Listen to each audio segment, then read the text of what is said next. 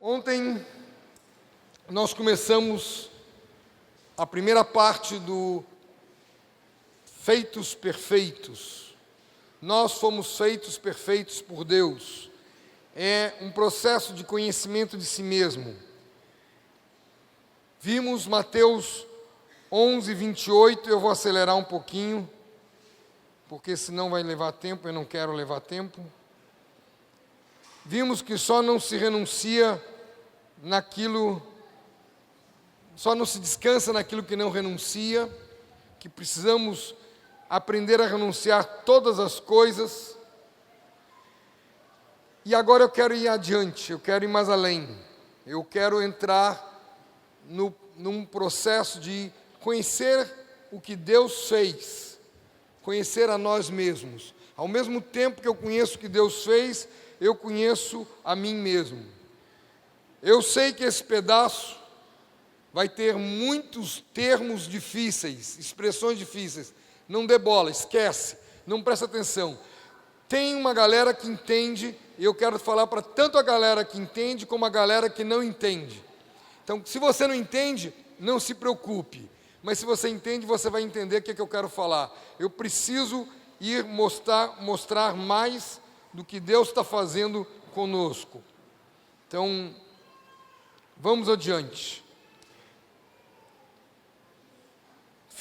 Tessalonicenses 5, 23. 1 Tessalonicenses 5, 23. E o mesmo Deus da paz vos santifique em tudo, e o vosso espírito, alma e corpo sejam conservados íntegros e irrepreensíveis na vinda de nosso Senhor Jesus Cristo. E o mesmo Deus da paz vos santifique em tudo. Primeiro, nós temos que ver que ele está falando de paz. Paz. É muito interessante a gente entender que nós precisamos estar completamente em paz. Não se edifique em tempo de guerra, se edifique em tempos de paz. Então, todo o crescimento que nós temos como pessoas, como discípulos, é em tempo de paz. Não é que os tempos de guerra Deus não edifica, Ele edifica também, mas nós percebemos maior crescimento nesses momentos. Quando eu falo paz, eu não estou falando ausência de dor, ausência de problemas. Eu estou falando de paz com Deus. Deixo-vos a paz, a minha paz vos dou. Não vou lá dou como o mundo a dá. Não se turbe o vosso coração, credes em Deus, credes também em mim. Não se atemorize. Esse é um texto que está em João 14, 27. Tem muitos versículos falando de paz, mas eu queria pegar mais um, Colossenses 3,15, que é muito importante. Colossenses 3,15. Seja a paz de Cristo o árbitro em vosso coração. Tem uma tradução que diz em vossos corações, porque se estou eu e meus irmãos numa conversa, numa dificuldade, a paz de Cristo tem que ser em todos os corações, não é em um só. Lembro a vocês que coração não é romantismo, coração não é a paixão, coração é centro da decisão do homem. Eu estou falando de centro de decisão do homem. E ele fala mais, seja a paz de Cristo, deixa eu voltar aqui, desculpe. E o mesmo Deus da paz vos santifique em tudo, santifique. Ele está acrescentando uma palavra aqui para nós, santificar, separar das coisas profanas. Esse é o selá, momento para meditação. Porque ele é concorrente desleal.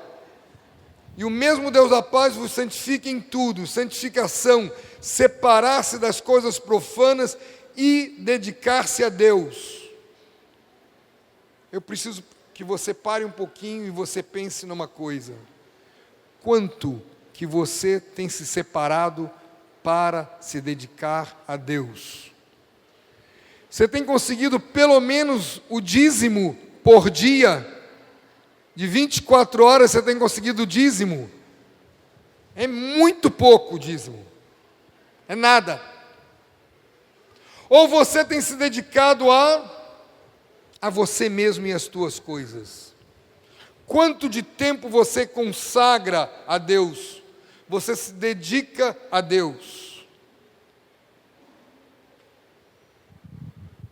Levítico 19:2 nos diz: fala a toda a congregação dos filhos de Israel e diz-lhes: santos sereis, porque eu, o Senhor vosso Deus, sou santo. Você tem buscado ser igual a Jesus? Santo, separado? E ele fala tudo, não é quase tudo, não é parte de tudo, não é eu me dedico quase tudo a Deus. O quase matou o tudo. Ou é tudo ou nada. A nossa conversão, a conversão de qualquer um de nós, sempre tem que ser tudo. Não pode ser pedaços.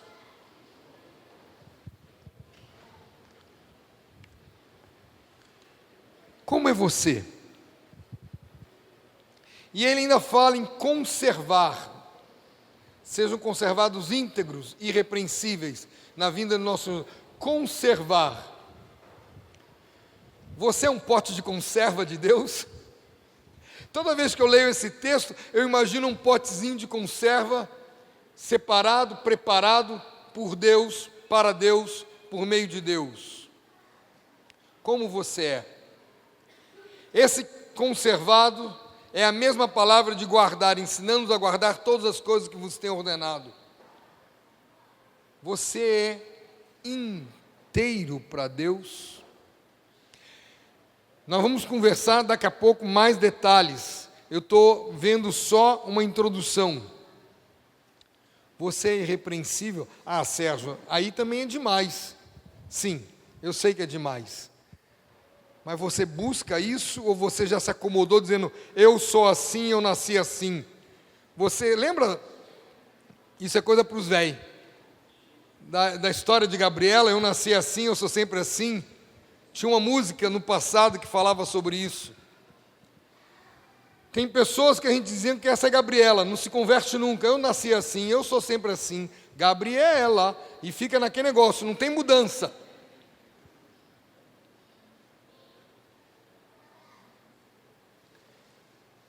Agora, precisamos ir além. E ele vai falar, e o mesmo Deus da paz vos santifique em tudo, e o vosso espírito. Ele está falando do nosso espírito, está falando do nosso espírito, alma, está falando do nosso corpo. E o mesmo Deus da paz vos santifique em tudo, e o vosso espírito, alma e corpo. Nós somos três coisas. Aliás, tem algo fenomenal, se você se parou para se dedicar, ler um pouco mais e conhecer, a assinatura de Deus é 3. Música é melodia, harmonia e ritmo, 3. Espaço, meio e tempo, 3. Tudo de que é criado por Deus são 3. O átomo é também dividido em 3. Isso aqui é uma assinatura de Deus, nós fomos assinados por Deus.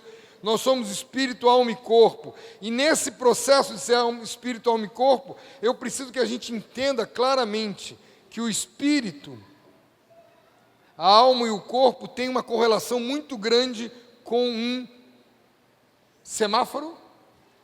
Com um semáforo, uma sinaleira. Na nossa terra é sinaleira. O espírito está livre. Pode crescer, pode profetizar, pode falar, pode estar livre. A alma, atenção total, atenção à alma, o corpo, fuja, pare, desista. O corpo está pedindo cruz. A gente com muita facilidade coloca o corpo na cruz, colocamos o espírito na cruz. E a dona alma? Por que temos tanta dificuldade com a dona alma? Porque não sabemos exatamente o que é alma. E eu quero crescer aqui, desmontar isso aqui para ir além. Quando nos convertemos, o espírito é plenamente restaurado do pecado, herdado de Adão. Nosso corpo será restaurado na glorificação, no futuro. E no presente, nos sobra só uma coisa: a cruz, a santificação. Como é que eu estou? Como é que eu tenho feito? Como é que eu tenho andado? Eu tenho entendido isso? Eu tenho vivido isso? O meu espírito se alimenta e é transformado pelo Espírito Santo de Deus. Ele tem cheio. No batismo a gente fica cheio, a gente recebe o plenil, o pleiros, a totalidade de Deus no batismo, na conversão. Para mim foi muito marcante, porque eu me converti e me batizei em dezembro, eu me converti em agosto, descobri em setembro que eu não era batizado, não me deixaram ser batizado, porque eu estava numa denominação que dizia que eu tinha sido batizado quando criança, mas eu disse, mas eu não me converti lá, me converti agora, e eu tive que esperar alguém vir do Rio Grande do Sul, um pastor vindo do Rio Grande do Sul, para Salvador para me batizar, porque era proibido ser batizado pela liderança de Salvador naquele tempo. Fui batizado em dezembro, 17 de dezembro de 80.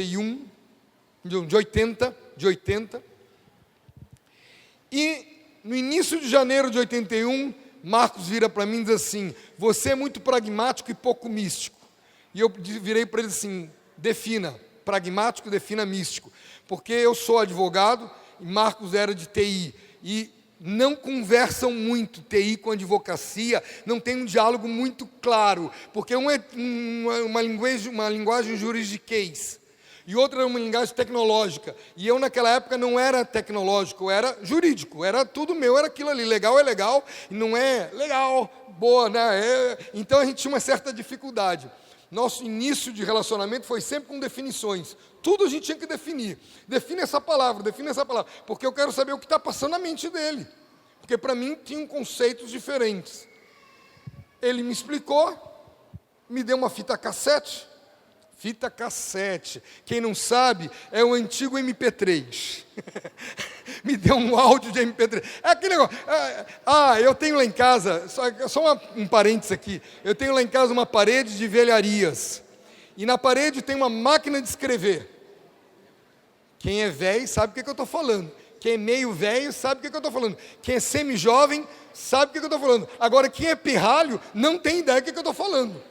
E aí chegou um garoto de 10 anos lá em casa assim, tio, o que é isso? Essa máquina de escrever. O que é máquina de escrever? Eu disse, você vai digitando e imprimindo simultaneamente. Uau, que massa! Mais moderno que nada. E aí virou a máquina de escrever a modernidade. Você digita e imprime instantaneamente. Não pode errar, porque não tem corretivo não tem delete, não tem delete. Tem que ser perfeito. Mas voltando aqui à seriedade. Recebi aquela fita cassete, coloquei no gravador, e ele simplesmente, eu entendi que para ser batizado no Espírito Santo eu tenho que obedecer. Orar, pray, pedir e obedecer. Desliguei a fita cassete, abri minha boca e comecei a orar em línguas. Não tive tremor, não tive susto, não tive nada. Simplesmente obedeci, abri a boca e comecei a orar em línguas. Aí eu morava no cemitério, naquela época é isso mesmo, o cemitério é um lugar lindo, muito bonito de Salvador. Morava com Marcos e Rejane e os filhos num cemitério anglicano e judeu. Então era esse cemitério de gente boa. E fui chamado para o almoço, subi as escadas para o apartamento deles lá no cemitério, e Marcos olha para mim assim, você foi batizado no Espírito Santo? Se fui, por quê? Está na cara. Fui para o banheiro, olhei no espelho, não vi nada na cara feia, voltei. Naquela tarde fui pegar a Zoé, que era a minha noiva, ainda não tínhamos nada além do que, noiva não, era compromissada. E ela entra no carro, olha para mim assim, você foi batizado no Espírito Santo? Não foi, está na cara. Vou para o espelho do carro, olha assim, cadê? Continua com a orelha, continua, não mudou nada. Chegamos numa reunião que a gente ia, numa reunião da ABU, sentado no chão, quem estava ministrando aquela reunião era o pai da Zoé, que era pastor. De repente ele para assim, Sérgio, você, na frente de todo mundo, você foi batizado no Espírito Santo? Fui, assim, está na cara. Levantei, fui de novo ao banheiro, mas estava na cara. As pessoas viam e eu não via. Isso ocorre quando a gente recebe o Espírito Santo de Deus. Nosso espírito é transformado. Completamente.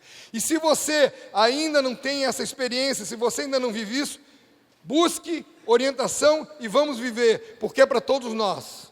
Uma das coisas mais fascinantes que a neurociência tem descoberto nesses últimos anos é que todo aquele que ora em línguas restaura os seus neurônios.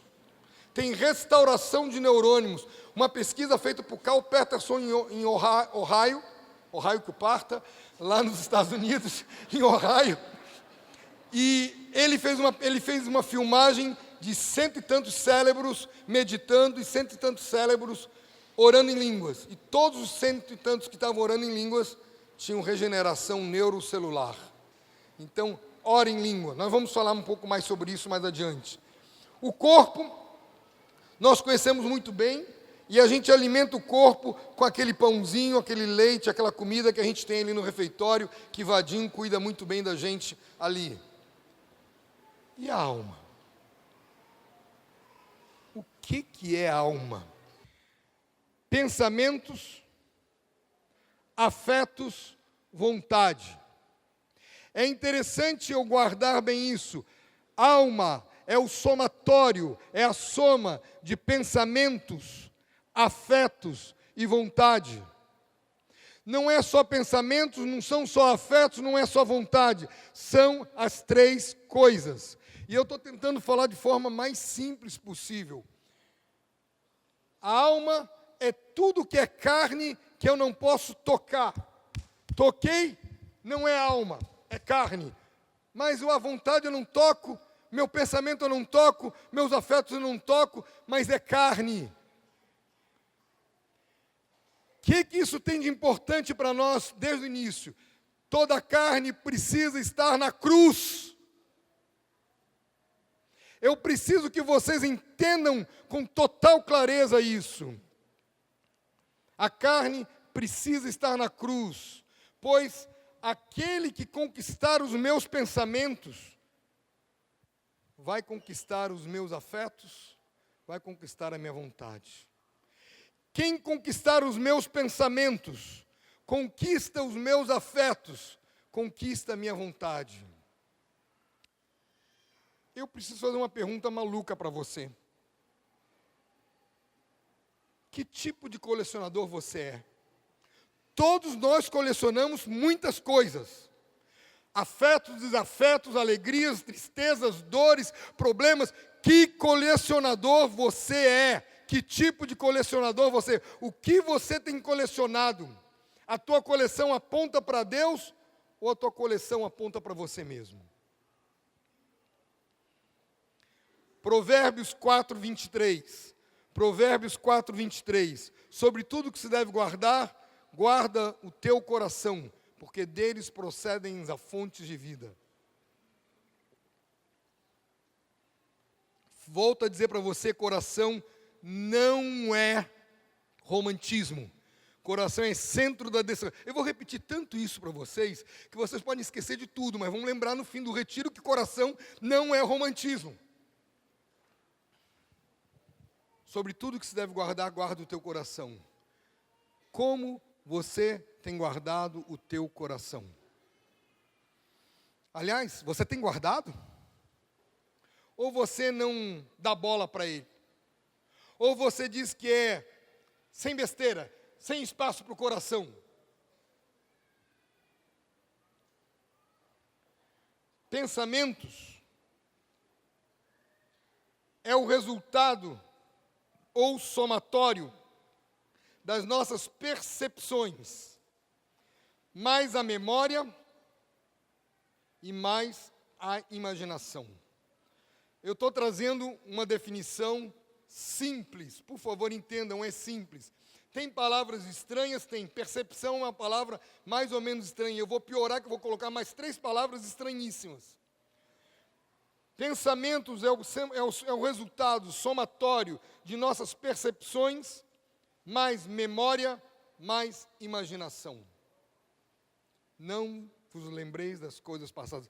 Um parênteses aqui, por favor, abre em Isaías 43, do 18 ao 21. Abre em Isaías 43, do 18 ao 21. Uma palavra que o Senhor me deu antes de eu ser ordenado pastor há 36 anos atrás, ou mais. Eu estava no meio de um caos mental, um caos emocional, esquecendo-me de todas as coisas.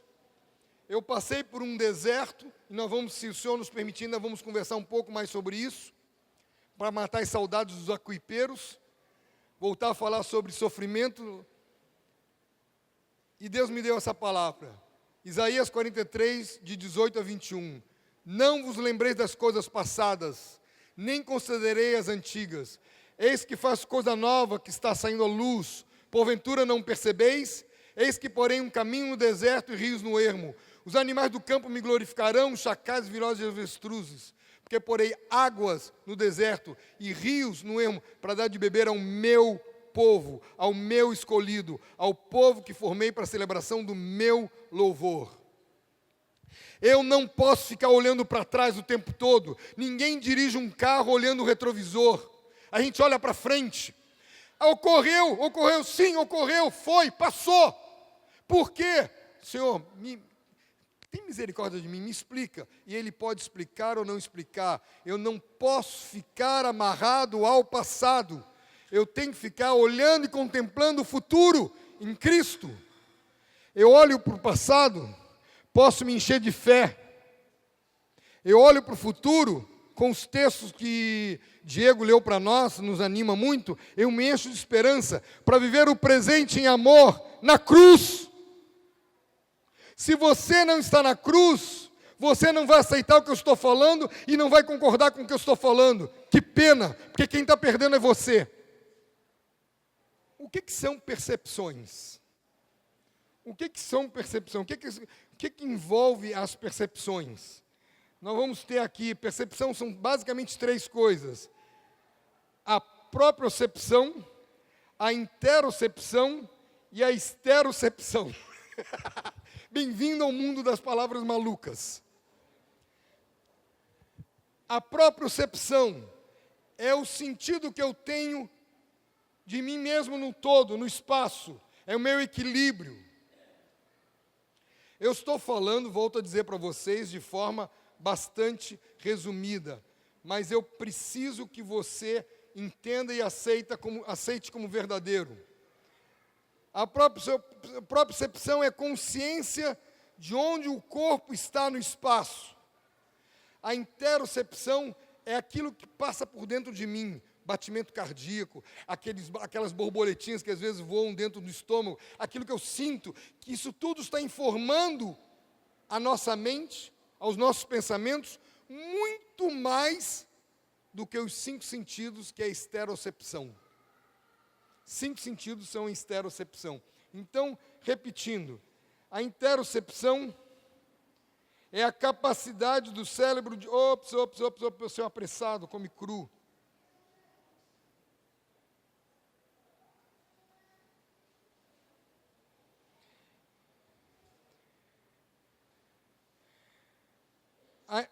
Sérgio Avilés.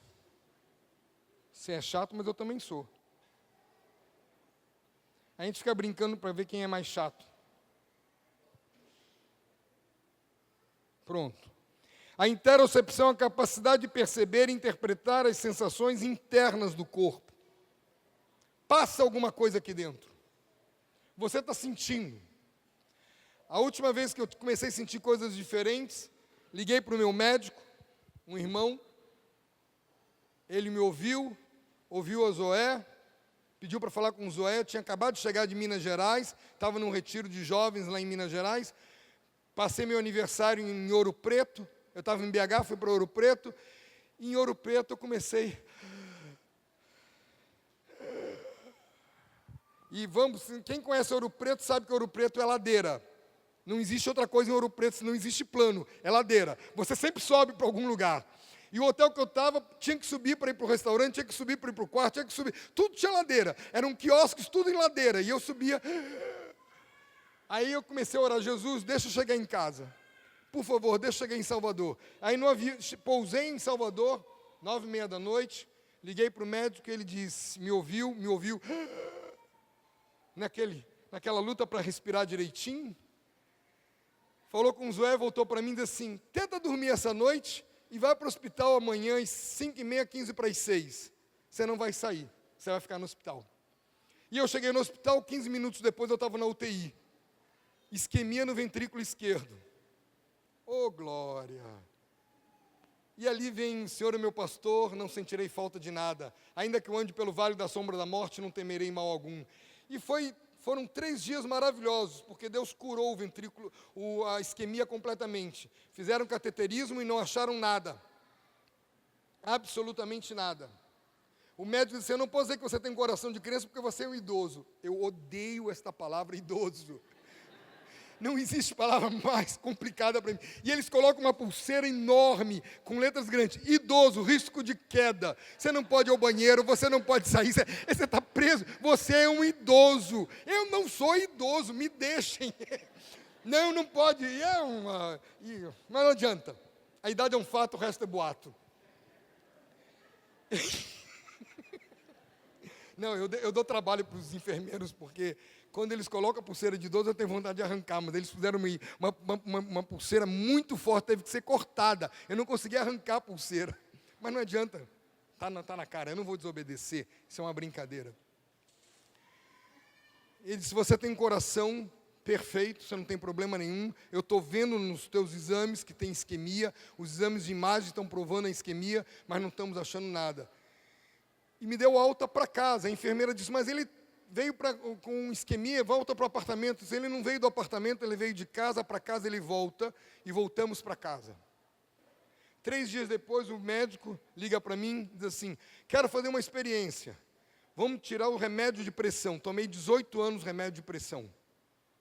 Tirou o remédio de pressão e eu ressuscitei dentre os mortos. Eu queria correr. Ele disse, você não pode correr. Eu queria, vamos embora, vamos para uma maratona. Eu estava pilhadíssimo. E o médico disse, eu fiz besteira ter tirado, tinha que deixado você mais tempo. E eu estava, lógico que eu não corri, não fiz nada, obedeci. Eu tinha tido um corte na femoral. Eu entendo dessas coisas, mas eu estava energizado. Tem 2 anos que eu não tomo remédio nenhum de pressão. Deus curou. Deus precisou me levar para um hospital para falar, para ministrar, para mim, para o médico, para a igreja, para todos, e me tirar do hospital mais saudável do que entrei. Sem nenhum remédio, nenhuma medicação. Mas aquelas sensações internas, aquela interocepção existia. E ela comunica ao cérebro muito mais rápido do que o que passa por fora.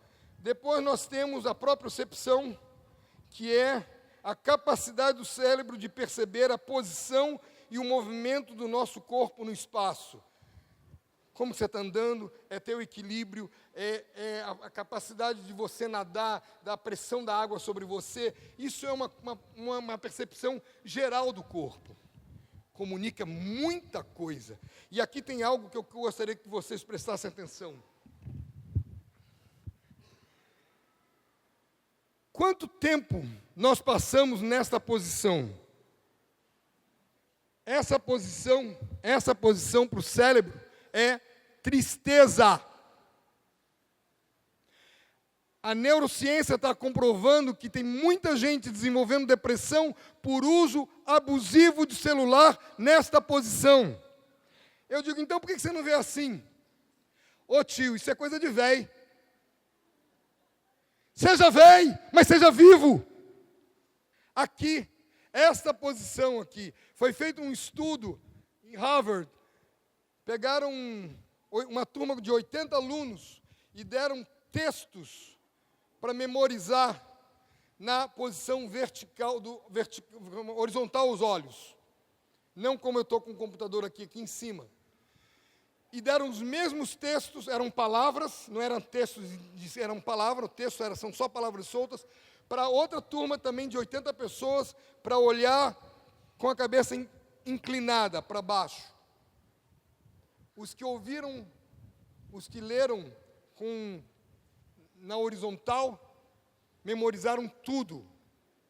Os que leram com a cabeça para baixo só memorizaram as palavras de tristeza, as palavras negativas. Como é você? Por que eu não posso andar numa posição ereta? Por que eu tenho que andar assim? Por que eu não posso forçar? É porque eu tenho lordose. Põe na cruz. Dói, põe na cruz. Vocês veem que muitos velhos se curvam pelo peso dos anos. Eu sei, tem dor, mas eles podem forçar a subir. Uma das coisas que eu mais faço no Pilates é trabalhar o equilíbrio. Andar sobre uma linha. Fazer movimentos simples de equilíbrio. Ficar parado de equilíbrio. Isso é exercício. Aí a professora, a fisioterapeuta que trabalha isso, ela me põe em cima de uma bola. E eu tenho que fazer as mesmas coisas em cima de uma bola. Eu disse, você quer matar a sua mãe, né? Ou quer matar a mim, porque é impossível. E ela vai, você quer ver? E ela vai e faz e fica. E ela fica e eu não consigo ficar. E diz, tá bom, eu vou ficar. E estou ficando. É trabalho, é exercício. E nós temos a esterocepção. Repara bem, quando eu falei matar sua mãe, não estou xingando não, eu só queria falar, está querendo matar alguém. Desculpe a expressão matar a sua mãe. Esterocepção é tudo que percebemos proveniente do exterior, através dos 5 sentidos. E aqui a gente precisa trabalhar um pouquinho. Eu preciso que a gente cresça um pouquinho aqui.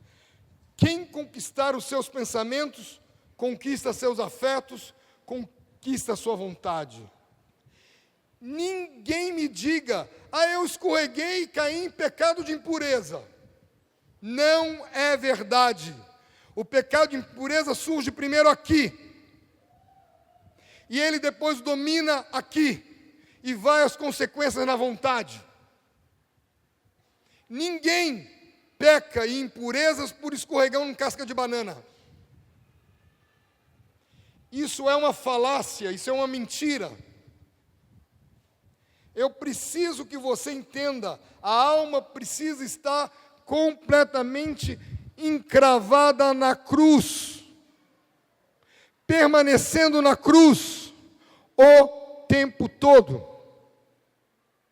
Pergunto para você, teus pensamentos estão na cruz? Ou você permite pensar o que você quer?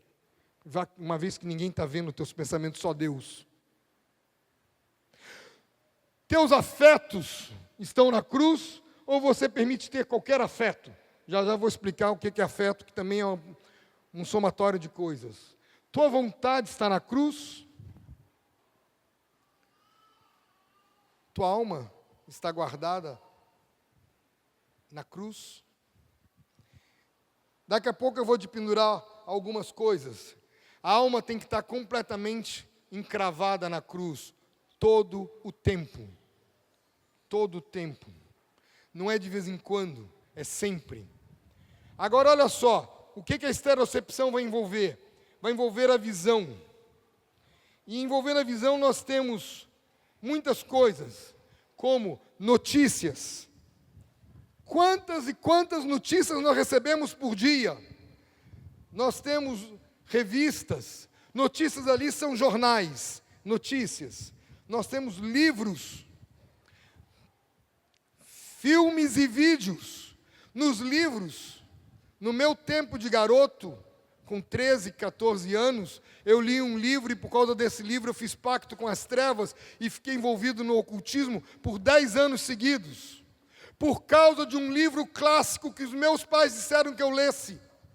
Meus pais.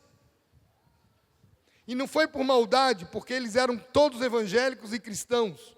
Foi por ignorância, por não saber a influência que uma mídia, que uma visão faz sobre nós.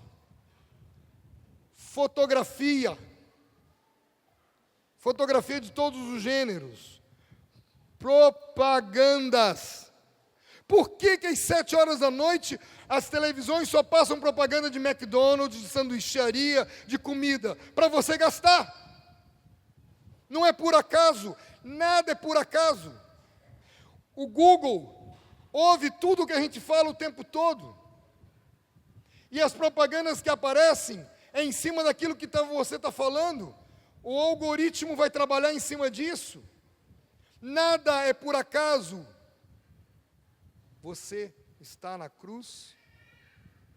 Você tem amado a cruz? Eu estou o tempo todo querendo passar aqui. Eu estou pulando muitos e muitos textos, porque a gente tem que ir adiante, tem que crescer um pouco mais. Porque senão a gente ficaria... Para cada coisa dessa tem um texto bíblico.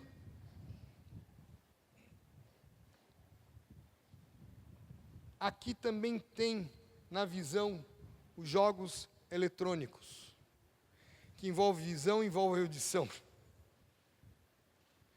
Como que um homem de 30 anos gasta mais tempo com videogame do que com sua esposa? Eu tenho que matar esse homem. Eu não estou falando de coisas hipotéticas, eu estou falando de coisas que teve irmãs que me procuraram pedindo socorro, porque o marido não saía do videogame até as 2, 3 horas da manhã. E ele tinha 30 anos de idade. Como pode ser isso? Mas vamos crescer, vamos adiante. Audição. E-books. Rádio. Eu nem sei o que é mais rádio, mas rádio ainda existe, tem muita gente que ouve rádio. Músicas. Músicas. O que é uma música? Música é uma comunicação. Eu não estou falando de letra. Eu estou falando de música, melodia, harmonia e rítmico. É uma comunicação. Alexandre Aposan, um baterista aqui de São Paulo, esteve num congresso na África. E depois do congresso ele foi visitar algumas aldeias, algumas cidades pequenas na África, e num daqueles momentos ele parou e foi treinar bateria. E daqui a pouco chegam alguns velhos da aldeia dizendo: para o que você está fazendo, você está convidando as mulheres para virem buscar você para intimidades. E disse: o que eu estou fazendo? Esse ritmo que você está fazendo aqui é um convite na nossa aldeia. E ele estava tocando, treinando o ritmo de músicas que se tocam no meio da igreja.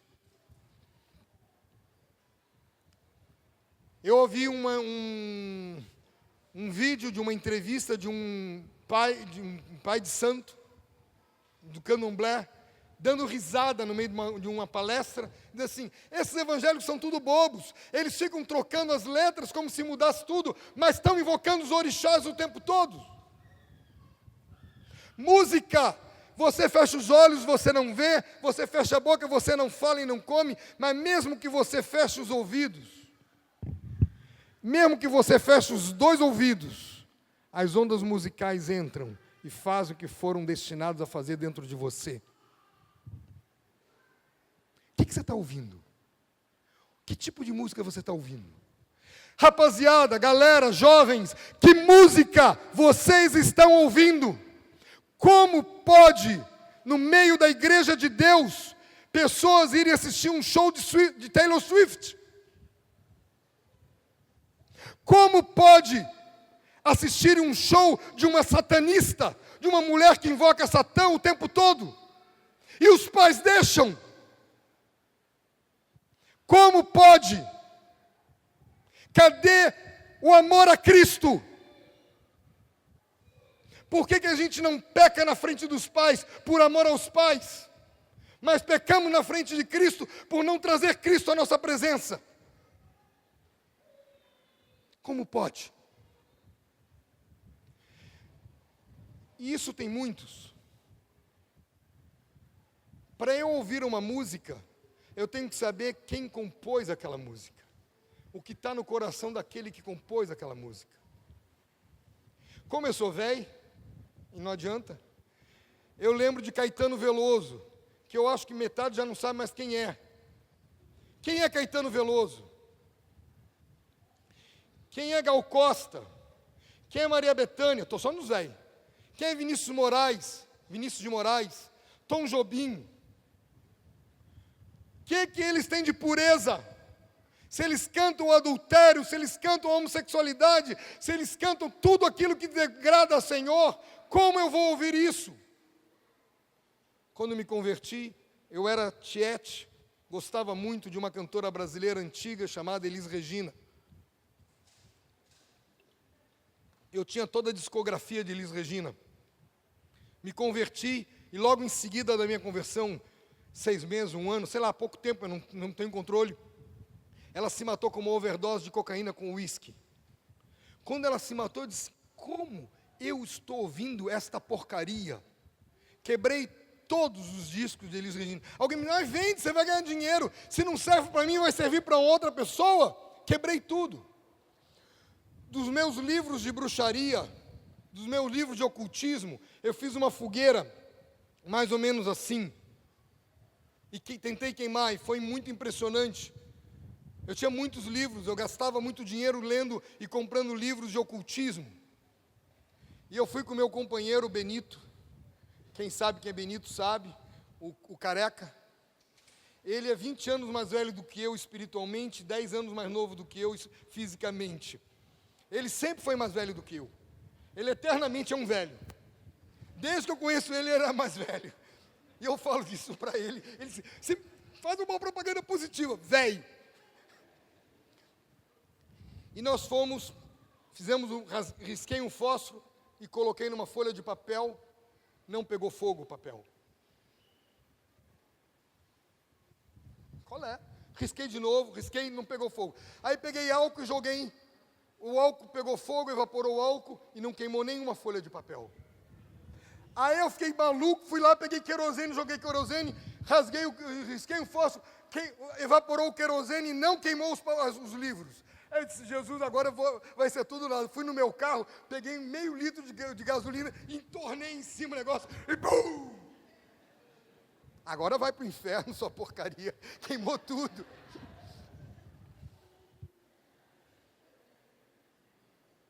Como é que eu vou ler? Vou ouvir, vou ver, vou colocar nos meus olhos aquilo que não glorifica a Deus. Desenhos animados, não importa o quê. Ah, mas também dos velhos, Teletubbies. Foi o precursor do gênero indefinido. E os pais deixavam os filhos verem Teletubbies. Não me pergunte o que é, que eu não vou explicar mais do que isso não. Quem sabe, sabe. Eu não sei tudo o que está ocorrendo aqui hoje, mas eu sei uma coisa, eu tenho Deus, eu tenho Jesus e posso orar. Por favor, alguns já me viram falar, elogiando essa trilha muito interessante, essa trilha numa série, chamada The Chosen, Os Escolhidos. Mas eles têm muitos furos sérios. Eles não apontam Cristo como Deus, eles mostram Cristo como homem, em momento algum aparece a imagem de Cristo como Deus. Ele não aceita louvores, ele não aceita isso, e 3 momentos que Deus fala, este é o meu filho amado em quem me comprazo, este é o meu filho amado, a ele ouvi, eu já te glorifiquei, ainda te glorificarei ainda mais. Nenhuma dessas 3 vezes aparece no seriado. São 3 momentos que apontam Jesus, Deus. Cuidado, cuidado. Veja com cuidado. Agora, The Good Doctor, outro seriado, completamente profano. O doutor em si até que é gente boa, mas os outros que estão em volta dele é tudo peste. Tudo falando mal de Deus o tempo todo. Agora, bom, já comecei, agora eu vou até o fim. Se alguém me elogiar os doramas, eu mato. Se alguém me elogiar os doramas, eu mato.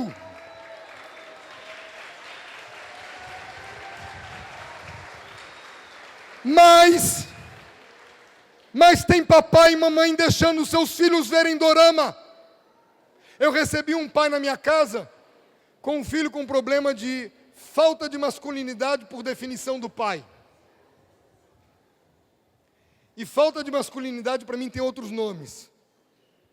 E eu comecei a conversar com o pai, e o pai percebeu a primeira vez quando o filho tinha 10 anos, não fez nada. Quando o filho teve um caso com 14 anos, não fez nada. E eu perguntei, que séries ele? Ele só vê dorama. Eu disse, papai, um filme em que é elogiado o poder da mulher, onde o centro é a mulher cada vez mais poderosa, os homens se maqueiam, usam batom, usam aquelas coisas todas que eu não sei o nome daquilo tudo. Você deixa seu filho ver, mas não tem imoralidade. Ele é uma imoralidade. O filme é uma imoralidade. Como que eu deixo os filhos e as filhas verem aquilo que não glorifica a Deus? Não estou brabo com ninguém.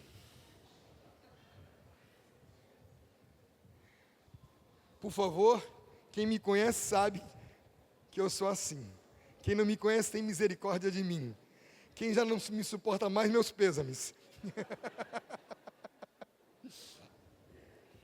Filmes. Agora, música clássica, pop rock, MPB, eu fui fã do MPB, jazz. Você sabe de onde é que vem a música jazz? Tem um livro que eu não recomendo para ninguém, porque é espírita, mas ele diz que só tem 2 tipos de música, do reino da luz e do reino das trevas. E ele vira e diz, ele explica de onde é que vem o jazz. O jazz vem do blue, o blue vem da pior música voodoo norte-americana. Se você não sabe o que é música voodoo, é música satanista. E eu era apaixonado por jazz. Joguei tudo fora. Agora, só por uma curiosidade, quantos de vocês já ouviram falar em Tchaikovsky? Levanta a mão para eu ver, bem alto para enxergar. Então, bastante já ouviram falar em Tchaikovsky. O que ele compõe? As Noites de Amor com o Rei da Rússia.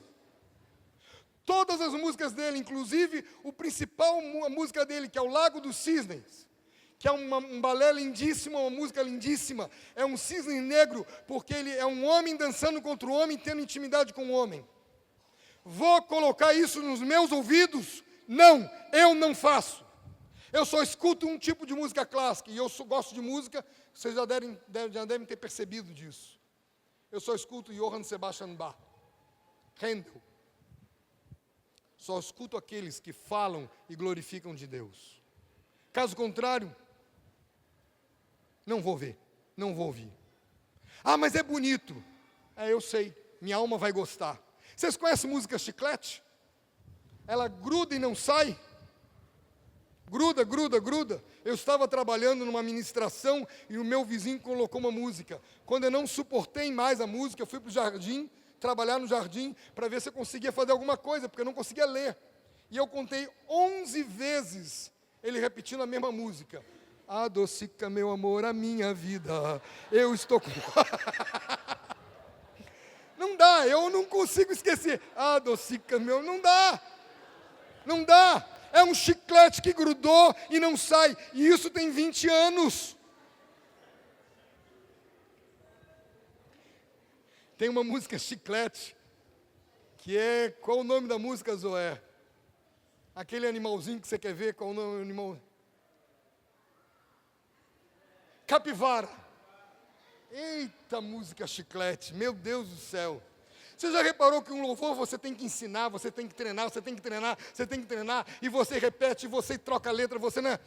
As músicas chiclete você aprende, porque elas foram feitas para grudar e atrapalhar a tua alma.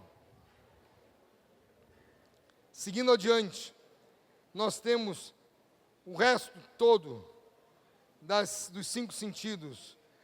visão, audição, olfato, paladar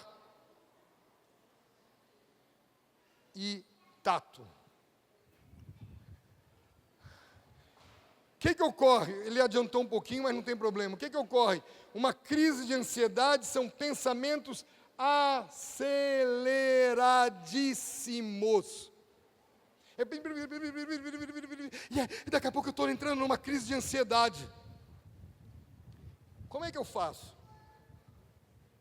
Alguém já teve crise de ansiedade? Eu creio que todo mundo aqui já teve. 1, 2, 300 vezes. Invariavelmente porque eu permiti pensamentos equivocados na minha mente. Em 17, eu tive minha última grande crise de ansiedade ao ouvir palavras dirigidas a mim. Nós estávamos num retiro da equipe apostólica e foi apresentado a equipe apostólica.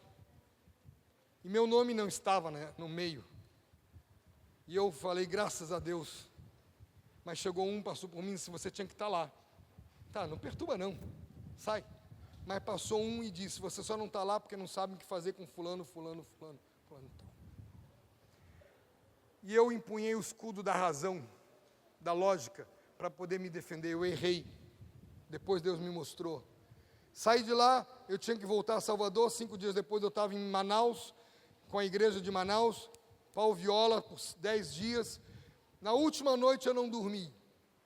E eu disse, vai ver que eu estou agitado porque eu estou saindo de férias e vou para os Estados Unidos com a família inteira. Então aquilo ali está me deixando excited, a mil, agitado. Eu já sou calmo, né? Dá para perceber que eu sou bem calminho. Só que eu cheguei em Salvador e fiquei mais 2 dias sem dormir. Eu disse, tem alguma coisa errada séria aqui.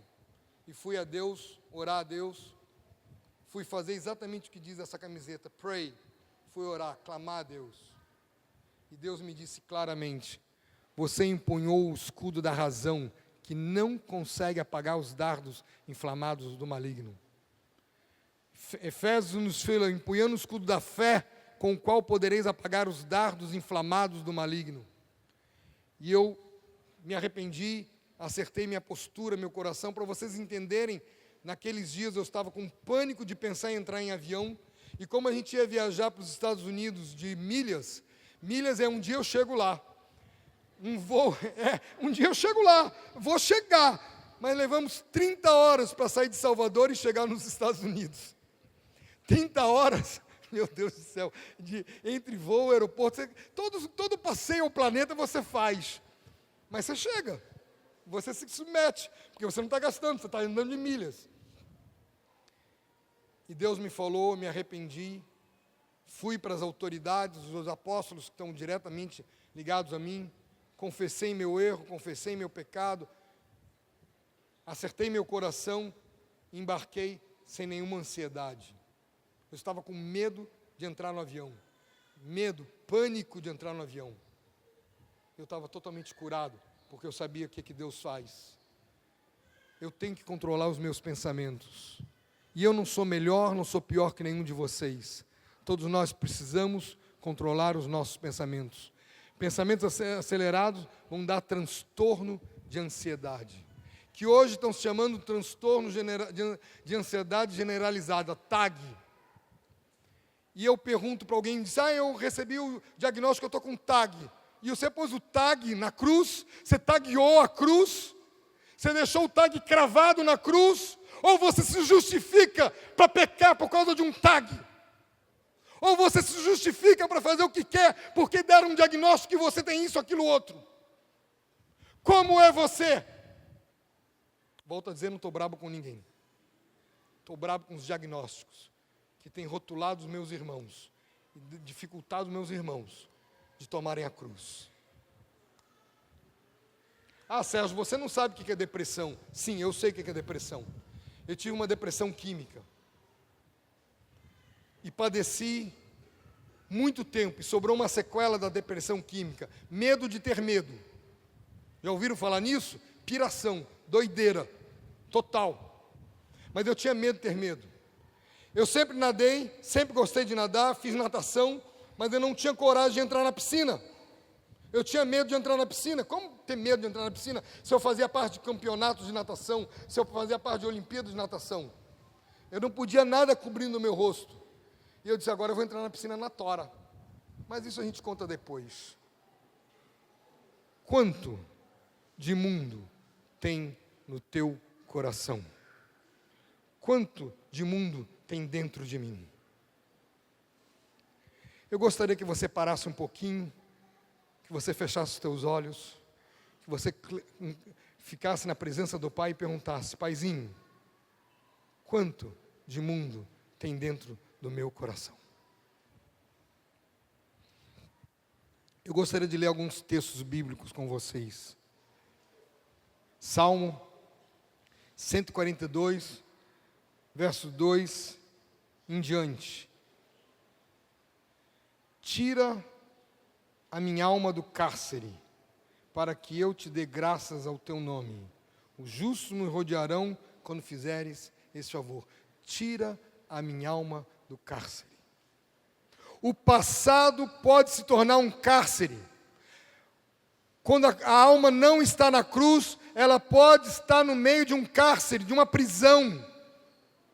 Tira, Paizinho, a minha alma desta prisão. Liberta-me para ser livre, para te adorar, te glorificar, bendizer o teu nome em todo o tempo. Deuteronômio 15, 9. Guarda-te, não haja em ti pensamento vil no teu coração. Guarda-te, não haja pensamento vil no teu coração. Uau! Quanta coisa nós pensamos que não glorifica a Deus. Senhor, tem misericórdia de nós. Jeremias 4,14. Jeremias 4,14. Lava o teu coração da malícia, ó Jerusalém, para que sejas salva. Até quando hospedarás contigo os teus maus pensamentos? Lava o teu coração da malícia. O pior é que muitos gostam desta malícia. Muitos apreciam. Eu sou safo, eu sou descolado.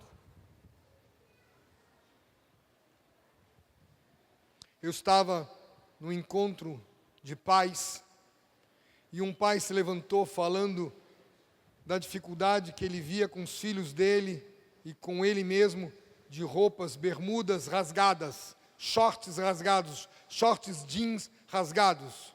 Nós estamos na Bahia. E tem muitos shorts rasgados em alturas completamente desconfortáveis, na altura da virilha, por exemplo. E uma mãe se levanta e diz, eu não vejo problema, eu sou uma mulher descolada.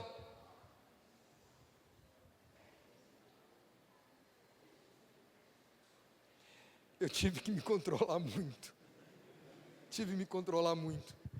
E eu tive que dizer para todos os pais, é por causa do descontrole, por causa dos descolados, que os nossos filhos aprontam impurezas sexuais, porque estão vendo nossas esposas fazerem o que querem, sem respeitar os garotos. Não estou pondo regra, não estou pondo lei para ninguém. Eu estou querendo chamar a sensatez. Jeremias 17, do 9 em diante. Eu não vou ler todo o trecho, vou ler só um trecho.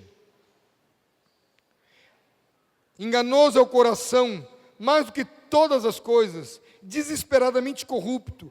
Quem o conhecerá?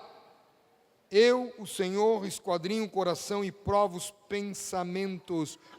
pensamentos.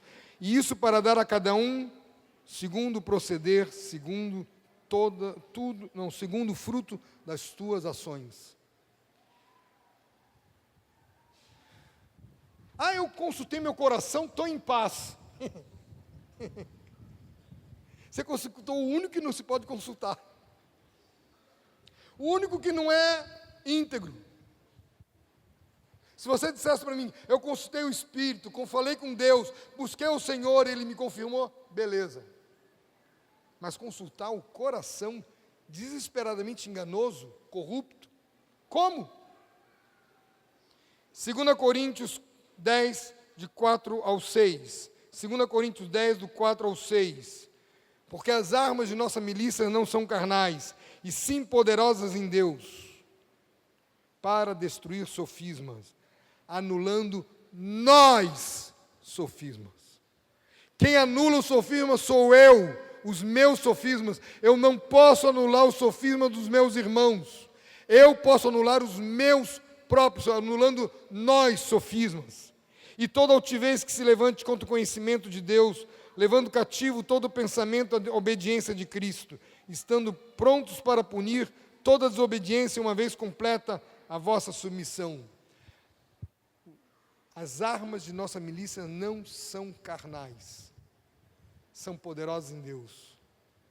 Nós somos carnais revestidos de armas não carnais.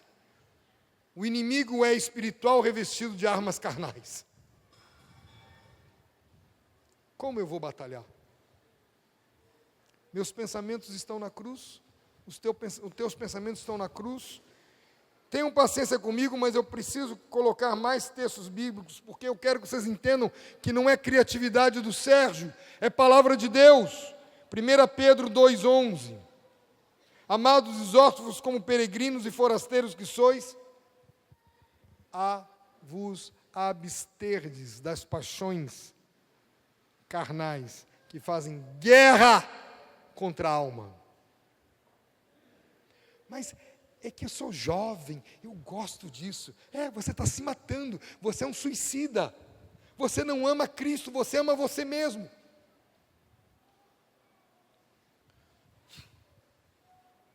Deixa lá. Romanos 8,13. Romanos 8,13. Porque se viverdes segundo a carne, caminhais para a morte, mas se pelo Espírito mortificardes os feitos da carne, certamente vivereis. Se pelo Espírito mortificardes os feitos da carne, você tem mortificado os teus desejos, a tua vontade, os teus pensamentos? Ou você permite pensar no que quer?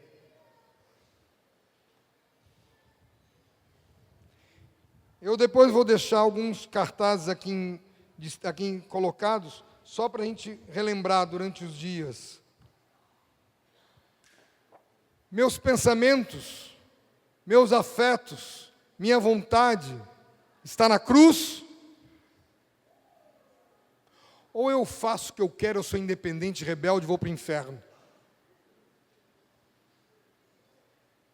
Como eu sou? Como você é? Salmo 119, 112. Salmo 119, 112. E eu estou caminhando para sair dos pensamentos. Caminhando. Ainda temos muita coisa. Vocês me aguentam? Ricardo, posso continuar? Diego, posso continuar? São 12 horas, agora que eu vi o relógio. Salmo 119, 112. Induzo o coração a guardar os teus decretos, para sempre até o fim. Para sempre até o fim. Induzo. Vai obedecer sim.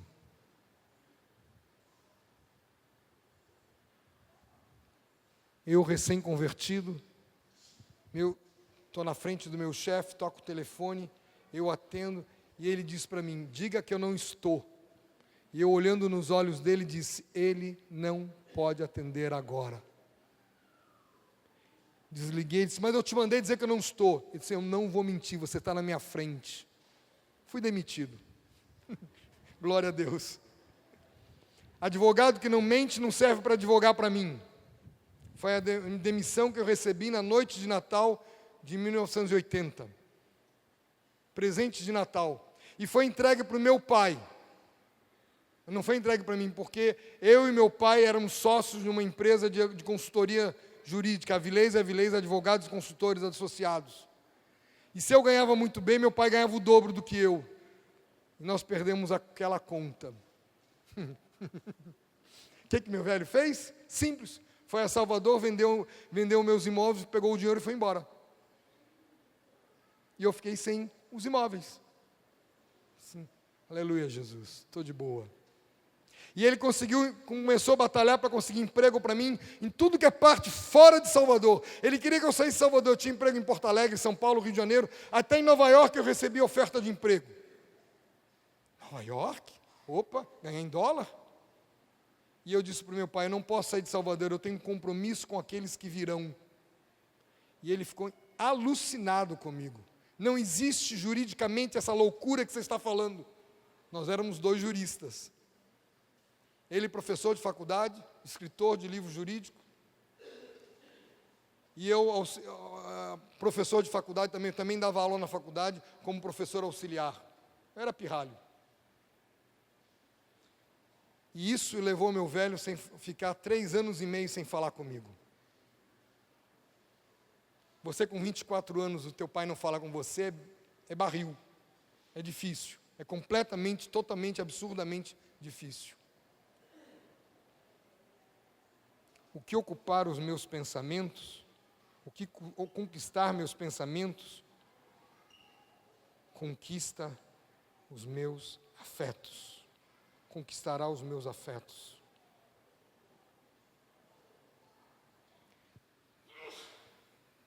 Que tipo de pensamento você tem?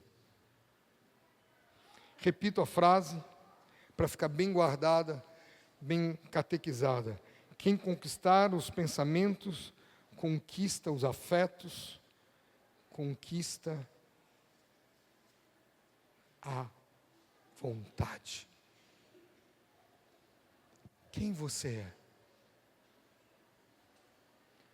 Pensamentos influenciam os afetos, que influencia a vontade. Quem você é? E o que são afetos? Afetos é o somatório. Eu gosto dessa palavra somatório, porque é bem matemático, bem concreto. É o somatório de emoções, mais sentimentos, mais humor.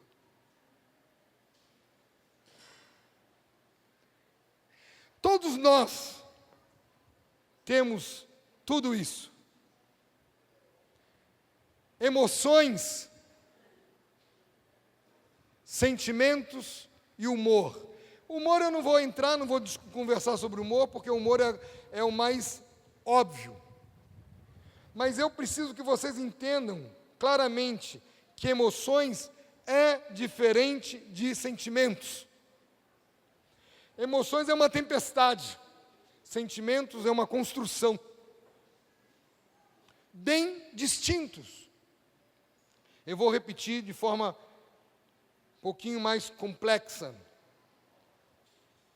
Emoção é uma reação automática do sistema automatizante cerebral, que se chama sistema límbico.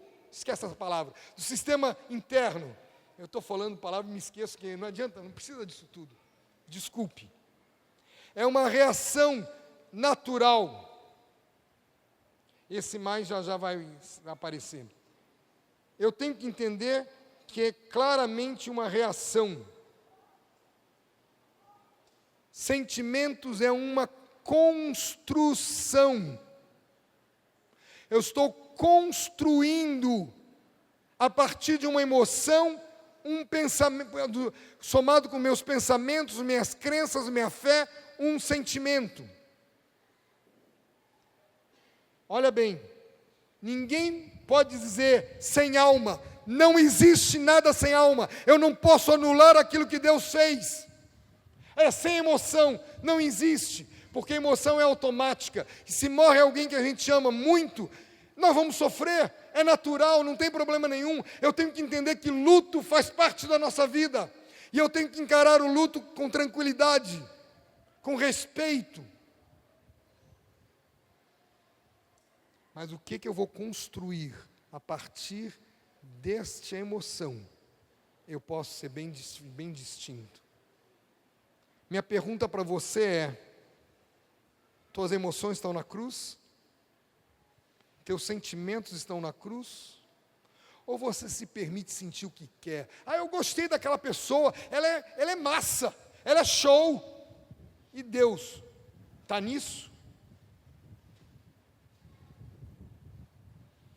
E eu preciso somar tudo isso, o humor, que é o clima. É o clima que a gente vai ter ali, naquela situação toda. A emoção comunica valor. A emoção nos ajuda a conectar com os outros.